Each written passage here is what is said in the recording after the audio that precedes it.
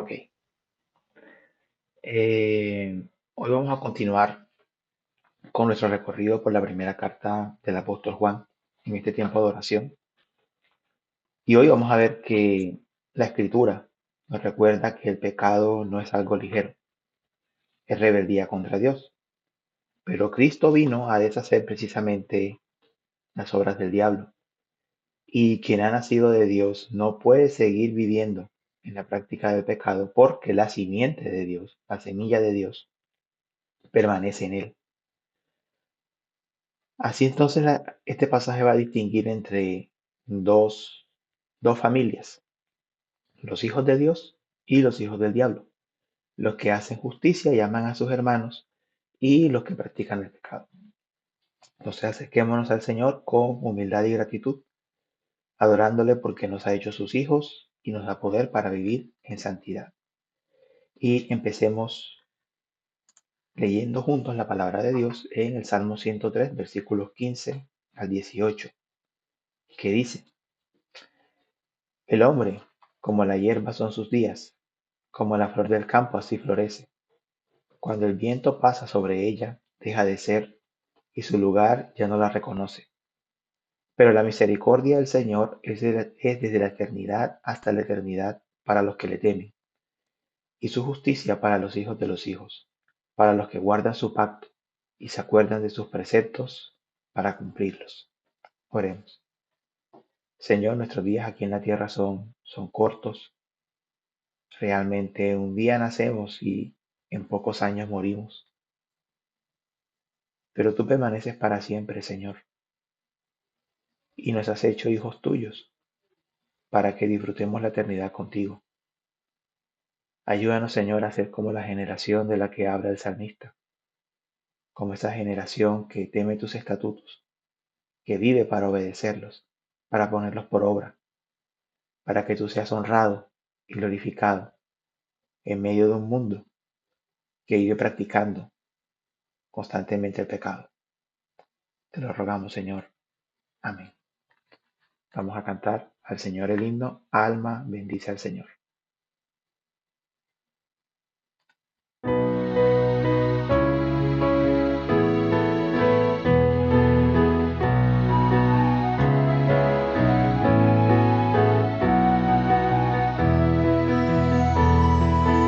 Alma bendice al Señor, Rey potente de gloria. De sus mercedes esté viva en ti la memoria. Oh, despertad, arpa y salterio entonad, himnos de honor y victoria. Alma bendice al Señor que a los orbes gobierna y te conduce paciente con mano paterna. Te perdonó, de todo mal te libró, porque su gracia es eterna. Alma bendice al Señor, de tu vida la fuente, que te creó y en salud te sostiene clemente. Tu defensor en todo trance y dolor, su diestra es omnipotente. Alma bendice al Señor y su amor infinito. Con todo el pueblo de Dios su alabanza repito. Dios mi salud, de todo bien plenitud, seas por siempre bendito. Dios mi salud, de todo bien plenitud, seas por siempre bendito.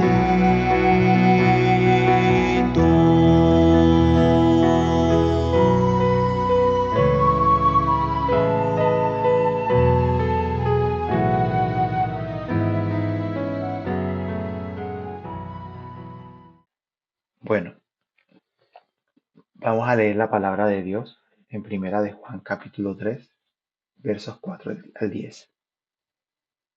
Y la palabra del Señor dice,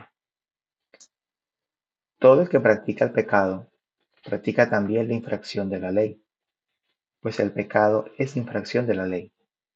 Ustedes saben que Cristo se manifestó a fin de quitar los pecados, y en él no hay pecado. Todo el que permanece en él, perdón, ahí estoy leyendo, ¿me escuchan bien? Sí, se escucha. Ok. Todo el que permanece en él no peca. Todo el que peca ni lo ha visto ni lo ha conocido. Hijitos míos, que nadie los engañe. El que practica la justicia es justo, así como él es justo. El que practica el pecado es del diablo, porque el diablo ha pecado desde el principio. El Hijo de Dios se manifestó con este propósito, para destruir las obras del diablo. Ninguno que es nacido de Dios practica el pecado, porque la simiente de Dios permanece en él. No puede pecar, porque es nacido de Dios. En esto se reconocen los hijos de Dios y los hijos del diablo. Todo aquel que no practica la justicia no es de Dios, tampoco aquel que no ama a su hermano. Reciba la palabra del Señor.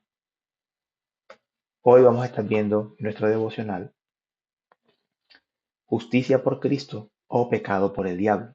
Y vamos a ver básicamente tres puntos.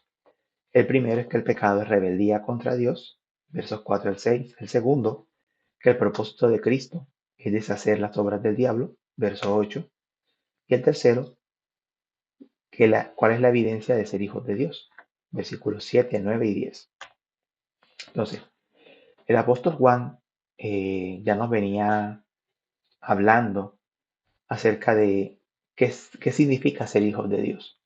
Nos dijo que por un lado nosotros compartimos la naturaleza divina, lo vimos en el capítulo 3, verso 1, y que ahora como hijos con una nueva naturaleza, como tenemos una esperanza de gloria, nuestra vida debería ser el santificarnos porque vamos a encontrarnos con aquel que es puro. Entonces, si Dios es puro y me ha dado su naturaleza, mi vida debe tener el propósito de purificarse, de ir creciendo en santidad. Pero entonces Juan regresa y nos recuerda una vez más qué es el pecado. Y nos dice lo siguiente, que el que practica el pecado practica también la infracción de la ley, pues el pecado es infracción de la ley.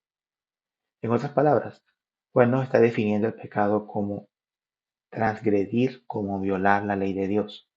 No es algo ligero o sencillamente seguir otro patrón de conducta culturalmente aceptable.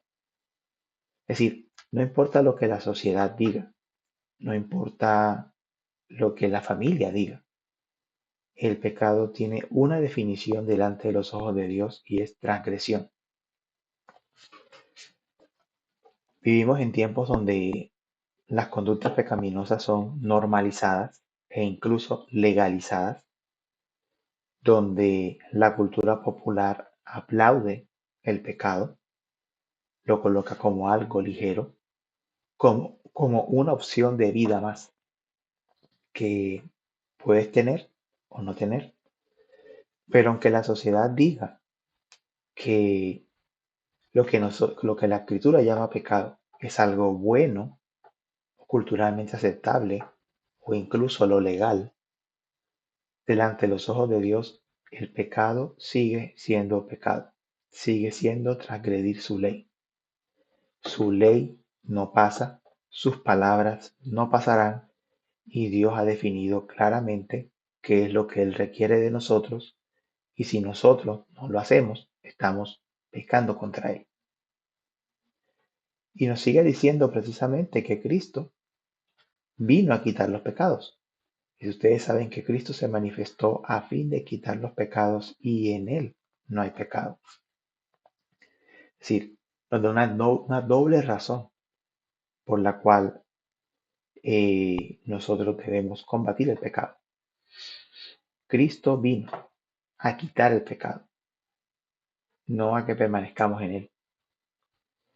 Esa es la primera razón. La segunda es que nos habla de Cristo mismo.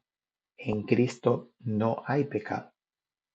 Es una razón que va mucho más allá y que tiene que ver con la identidad misma del Señor. Él no es pecador, él no es ministro de pecado, como dice en segunda de Corintios. Él vino a quitarlo. Esa fue su misión. No vino a suavizarlo, no vino a hacerlo más aceptable, no vino tampoco a cambiar la ley. Él vino a que la ley sea vindicada, a que la ley sea, se haga justicia a la ley, y por eso vino a quitar el pecado. Así que tenemos dos cosas claras. El pecado es la creación de la ley y Cristo vino a quitar el pecado. No a suavizarlo, no a apapacharlo, no a consentirlo. Entonces, el apóstol nos sigue diciendo, todo el que permanece en él no peca. Todo el que peca ni lo ha visto ni lo ha conocido. Es muy claro. El que conoce a Cristo no vive practicando el pecado. El que lo conoce y dice, practico, es normal que yo practique X o Y pecado y no pasa nada, sigo siendo hijo de Dios, se está engañando. Porque la Escritura nos está diciendo claramente que todo el que peca, o sea, todo el que practica el pecado, el que lo tiene como un modo de vida, ni lo ha visto ni lo ha conocido. Está diciéndonos dos cosas. Uno, realmente no se ha encontrado con él cara a cara en el Evangelio. Realmente no lo ha visto por primera vez. Realmente no ha visto su propia pecaminosidad y la necesidad que tiene de un Salvador. No importa cuántos años de iglesia tenga, no importa cuántas experiencias espirituales tenga, no importa cuánta teología sepa, no importa en cuántos ministerios haya participado, todo el que vive en la práctica del pecado sencillamente no se ha encontrado con Cristo ni siquiera por primera vez. No le ha visto. Y nos dice, ni lo ha conocido. En la escuela dominical estuvimos viendo este domingo lo que significa el término conocer, ese mismo término acá. Conocer es tener una relación íntima, el mismo término que se utilizaba para hablar de esposos y esposas. Bueno, el que practica el pecado no ha tenido, no ha entrado en esa relación íntima con el Señor Jesucristo. Entonces, como aplicación de este punto, la pregunta que nos debemos hacer es, ¿estamos luchando contra el pecado o nos estamos acostumbrando a él? ¿Lo estamos normalizando? ¿Lo estamos viendo como algo que es sencillamente parte de mi vida, parte de la vida de este mundo? La vida en Cristo no se acomoda al pecado, sino que lo combate. Hermanos, no está mal cuando nosotros como creyentes lamentamos el pecado de otros. Nos entristecemos por el pecado de otros. Eso no está mal. Eso al contrario, eso habla de una buena condición espiritual porque somos sensibles al pecado. Significa que como conocemos a Cristo, lo hemos visto, estamos viviendo en comunión con Él, no nos gusta o nos lastima ver el pecado de otros. Eso no está mal. Es una señal buena de vida espiritual. Bueno, lo segundo es que Cristo vino entonces, ya ahora voy a decirlo de forma más específica, a deshacer las obras del diablo. ¿Cómo lo hace? Primero, el texto nos dice que el que practica el pecado es del diablo. Lo pone así de claro. No es hijo de Dios, es hijo del diablo. Queremos identificar cuáles son los hijos de Dios y cuáles son los hijos del maligno, más allá que confesar que pertenece a X o Y denominación. La prueba es bien sencilla. El que practica el pecado es del diablo. El que vive en pecado permanente, no le importa, no le remuerde la conciencia, no le interesa salir de esa condición, es del maligno. Así de sencillo. Porque el maligno ha pecado desde el principio, es decir, se iguala en su naturaleza a la de su padre el diablo. El pecado, el diablo peca, transgrede la ley de Dios sin ningún remordimiento, sin ningún problema, y ha sido su patrón de existencia desde que existe. El mismo patrón tiene de aquellos que son de él. Viven acostumbrados al pecado, lo practican, es su patrón de vida porque sencillamente se igualan a su padre espiritual.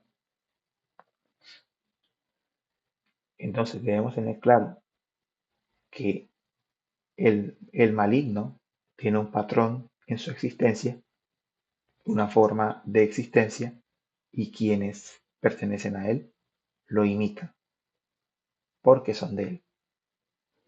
En contraste, Cristo vino con este propósito para destruir las obras del diablo. Y aquí no estamos hablando necesariamente de las consecuencias del pecado, y sus miserias en esta vida, no es de lo que estamos hablando, de que ahora tampoco esta parte del texto está hablando de que perdimos la justicia, eso es un asunto de la justificación. Aquí está hablando de las obras del diablo específicamente en cuanto a la naturaleza corrompida, en otras palabras, en cuanto a la santidad. Es de lo que está hablando esa parte del texto.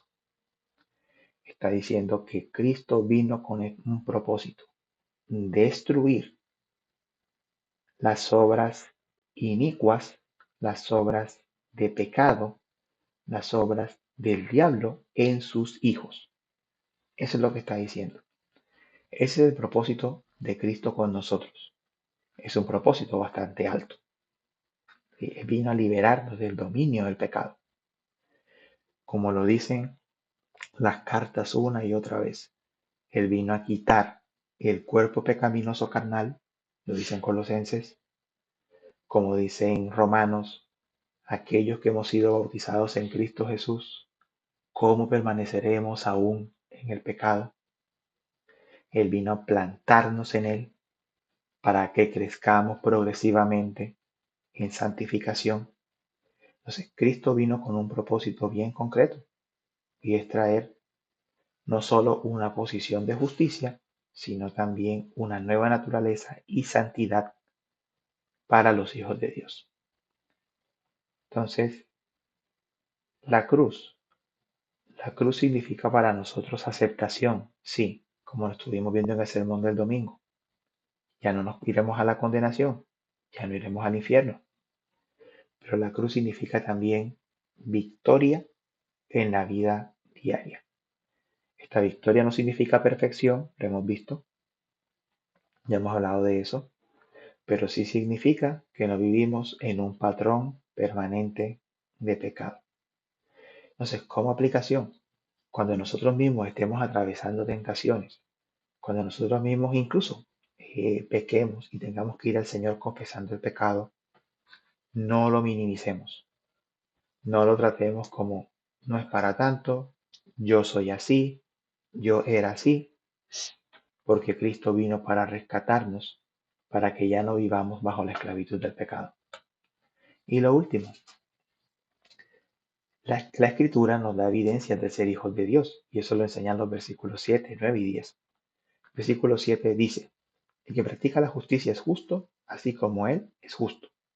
Entonces, primero, así como el que practica el pecado demuestra que sigue el mismo patrón de existencia del maligno, el que practica la justicia, el que vive según los mandamientos de Dios y cree en las promesas de Dios, vive según el justo, vive de acuerdo a como vivió Jesucristo en la tierra.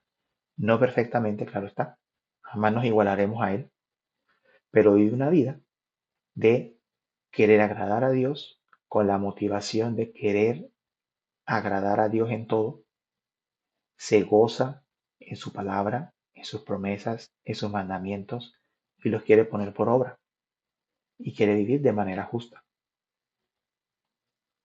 Además, nos da una razón para esto, y es que la simiente de Dios permanece en él. Ninguno que es nacido de Dios practica el pecado, porque la simiente de Dios permanece en él. Es decir, la razón por la que no vivirá imitando nunca más al maligno no es por sus fuerzas, no es por nada que haya en él, por su buen carácter, es porque la simiente de Dios, que aquí es el Espíritu Santo, porque el Espíritu Santo permanece en él. Esa es la razón por la que continuará perseverando en la fe, tratando de vivir de una manera agradable a Dios. No puede pecar aquí practicando el pecado, no puede vivir practicando el pecado, porque es nacido de Dios. O sea, es imposible que alguien cuya naturaleza ha cambiado pueda vivir practicando el pecado. Solo habría una explicación, es que su naturaleza realmente no ha cambiado. Y el texto concluye diciéndonos esto. En esto se reconocen los hijos de Dios y los hijos del diablo. Todo aquel que no practica la justicia no es de Dios. Esta es la conclusión. No importa lo que diga, no importa de dónde venga, todo aquel que no practica la justicia no es de Dios. Tampoco aquel que no ama a su hermano. Esta expresión, desde luego, recordándonos que el gran mandamiento, que es amar a Dios y amar al prójimo, es el resumen de la ley. Entonces, alguien que no practica la justicia, que no vive en los mandamientos de Dios, no ama ni a Dios ni a su hermano en un sentido, en el sentido en que Dios lo describe.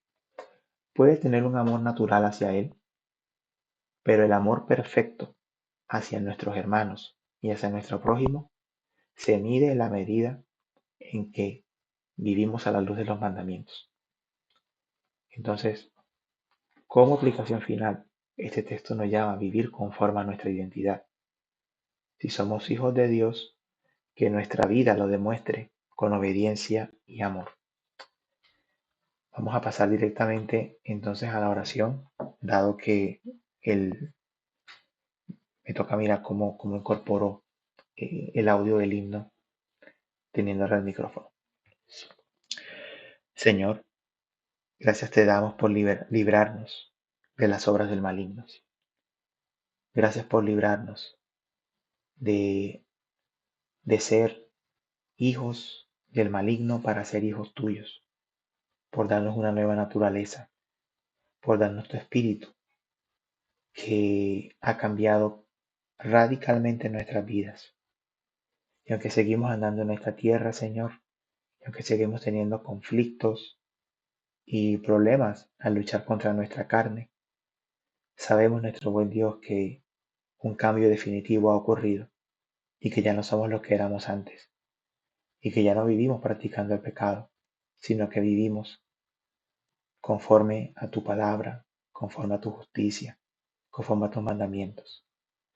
Te pedimos, Señor, que este texto que hemos estudiado esta mañana nos conforte, nos aliente, nos llene de esperanzas y valor para continuar en esta lucha, que nos ayude a entender, nuestro buen Dios, que estamos en ti y que debido a que tu Espíritu está en nosotros, tenemos un llamado a vivir para tu gloria, a vivir en santidad. También te rogamos, Señor, te decimos gracias, porque en Cristo quitaste nuestros pecados y nos libraste de la esclavitud del maligno. Y te pedimos, Espíritu Santo, ayúdanos a rechazar la práctica del pecado y vivir como hijos de luz. Y a ti te pedimos, Padre, que nuestra vida refleje justicia y amor fraternal para gloria de tu nombre. Amén. Señor, ahora también elevamos las peticiones que tenemos como congregación y te queremos pedir, nuestro buen Señor, en primer lugar, que continúes edificándonos y fortaleciéndonos como congregación. Señor, que tu palabra entre, penetre profundamente hasta lo más hondo de nuestros corazones. Que tu palabra que es viva y que es eficaz como espada. Traspase, Señor, lo más profundo, traspasando incluso, traspasando incluso los tuétanos y las coyunturas, para que quede bien arraigada en nosotros. Que tu palabra nos cambie, Señor. Que aquellos que tendemos al desánimo seamos animados por ella. Que aquellos, Señor, que estén luchando en algún área particular de sus vidas, encuentren en la palabra fortaleza para levantarse y, y poder vivir para tu gloria. Que tu palabra, Señor, atraiga a aquellos que no han creído a la fe. Y que tu palabra, Señor, fortalezca a los hermanos que andan en un buen caminar contigo. Que los ayude a continuar creciendo, a continuar viviendo en santidad, a continuar aprendiendo más de ti, Señor, y viendo la gracia que nos has dado en Cristo Jesús. Por favor, Señor, ayúdanos, lo necesitamos. Todas estas son necesidades de nosotros como congregación y las colocamos delante de ti. Pedimos también particularmente, Señor, por, por los jóvenes de la congregación. Te pedimos, Señor, que sus ojos sean cautivados y maravillados para verte a ti, Señor, para ver tu gloria, para ver tu hermosura, para que vean tu belleza, Señor. Están en edades complicadas, difíciles, pero nosotros te pedimos, Señor, que el brillo de tu luz sea mayor que la falsa luz y las falsas promesas de este mundo. Señor nuestro, atrae con cuerdas de amor, pero con la potencia de tu espíritu, a todos aquellos jóvenes que dudan o que se han apartado de tus caminos. Atráelos a ti, Señor. Habla a sus vidas, confróntales, muéstrales, Señor, que tú eres lo más importante para ellos y es todo lo que necesitan. Te lo rogamos, Señor. Te pedimos por las personas maduras en edad media. Te pedimos que también puedan aprender a cómo vivir su vida cristiana en medio de los desafíos de la vida diaria, como padres, como trabajadores. Ayúdale, Señor, a mantener el ánimo en medio de las dificultades de vivir como inmigrantes en este país, a mantener, Señor, las esperanzas puestas solamente en ti y no, Señor, en la situación económica o en las circunstancias políticas que estamos viviendo. Señor, mantén a nuestros adultos con las esperanzas bien puestas en ti y en ti solamente, que puedan encontrar motivos de esperanza y de fe en medio de los tiempos que vivimos, que a pesar de los desafíos que se viven en los hogares, puedan encontrar en ti, Señor, respuestas para vivir de manera piadosa, para guiar a sus familias y para continuar viviendo y creciendo en este mundo. Y te pedimos por nuestros adultos mayores, Señor. Te pedimos que continúe llenando sus días de felicidad, de contentamiento, que los ayude, Señor, en su caminar en este mundo y que en medio de su largo caminar, Señor, ellos, en la sabiduría que han adquirido a través de los años y de caminar contigo, oh Señor, puedan ser un ejemplo para todos nosotros los más jóvenes. Te rogamos, Señor, ahora por situaciones particulares de la congregación, te pedimos por la cirugía del hermano Elías mañana. Te pedimos, Señor, que la cirugía sea exitosa, que el procedimiento logre, Señor, los objetivos que están propuestos y que el hermano Elías pueda reponerse pronto, Señor, pueda recuperarse de la cirugía e irse preparando para las próximas intervenciones que vienen sobre él, Señor. Por favor, ayúdale, ayuda a su esposa, Iraida, en todo este tiempo del posoperatorio. para que él continúe recuperándose sanamente en el hogar. Te pedimos, Señor, por, por Vía, que ha estado enferma de, de amigdalitis, con algo de gripa, con fiebres y demás. Te pedimos por su pronta recuperación, Señor, que ella pueda reponerse, Señor, encontrar medicación apropiada y pueda reponerse para recuperarse, Señor, y continuar de mejor ánimo y de mejor semblante en este caminar de la fe. Te pedimos, Señor, igualmente por Fernando. Te damos gracias porque finalmente pudo viajar a Oregon y te rogamos que estos días, este tiempo que esté allá, que él está allá, sea de descanso, sea sobre todo, Señor, un tiempo de profundizar los lazos familiares. Ayúdale, Señor. Ponemos a nuestro hermano en tus manos. Señor nuestro, oramos por Danger, por la situación que está viviendo a nivel migratorio. Te pedimos, Señor, que lo mantengas a salvo, fuera de las redadas, Señor, que hace el ICE, y que, Señor, que cada vez que tenga que presentarse en la corte o resolver trámites migratorios, Señor, sea simplemente para responder ante el juez eh, los requerimientos que se le hagan.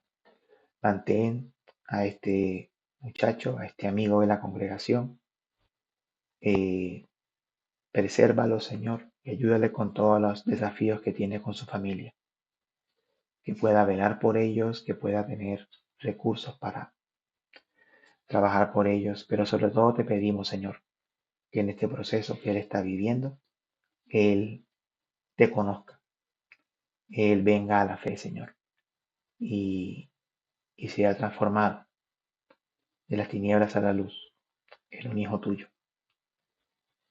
Señor nuestro, te rogamos, general, por todos nuestros hermanos, te rogamos por lo que está pasando en Latinoamérica, en nuestros países. Te rogamos particularmente por lo que pasa en Cuba, por todas las dificultades que vive el pueblo cubano. Te pedimos, Señor, que sea tu mano sobre el pueblo cubano, trayendo libertad, en primer lugar espiritual, de tanta santería, brujería, de tanta, Señor, de tanta religión, Señor, pagana, que no te honra y que invoca a las fuerzas del maligno. Que, Señor, transformes a Cuba por tu evangelio y que también, Señor, la tiranía política llegue a su fin y obtengan también libertad política. Te pedimos lo mismo por Venezuela, Señor. Te rogamos por un cambio de gobierno.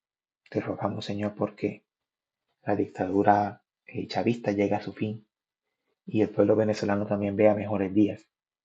Y te pedimos igualmente por Colombia, Señor, que también se arrastra hacia un abismo con la presidencia actual. Y le rogamos, nuestro buen Señor, que en las próximas elecciones, por amor a tu nombre, no, no se las roben, no hagan fraude, como parece que todo se está planeando, como parece que todo va hacia ese fin. Rogamos, Señor, en general por todos los países y rogamos por este país. Te pedimos, Señor, que los migrantes que estamos en este país veamos mejores días, veamos leyes más favorables, Señor, que veamos justicia, porque no es justo que todos sean tratados como los peores criminales, Señor, cuando la falta que han cometido es una falta civil que no tiene migratoria, que no tiene nada que ver con delitos graves. Ayuda, Señor, a la población hispana en este país. Trae mejores días para la población migrante en general, para que hayan leyes más favorables, leyes más justas, Señor, hacia el trato del migrante. Y que más bien las personas en autoridad se ocupen de los problemas verdaderamente graves que aquejan a esta nación. Dando buenos días para la predicación del Evangelio en todo el mundo y que podamos seguir, Señor, proclamando a Cristo Jesús mientras esperamos el día de tu venida. Si alguien más quiere orar algo, por favor, este es el momento de hacerlo.